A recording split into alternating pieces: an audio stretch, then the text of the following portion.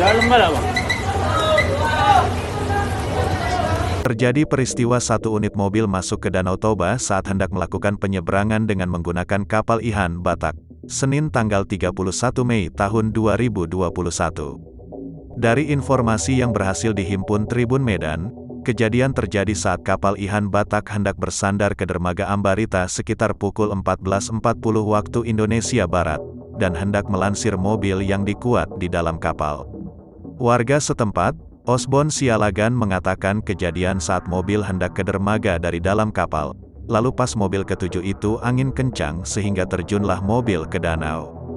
Saat itu angin bertiup kencang dan menggeser kapal sehingga kapal bergeser dan menyebabkan ramp dor kapal Ihan Batak tersebut terputus, ujarnya.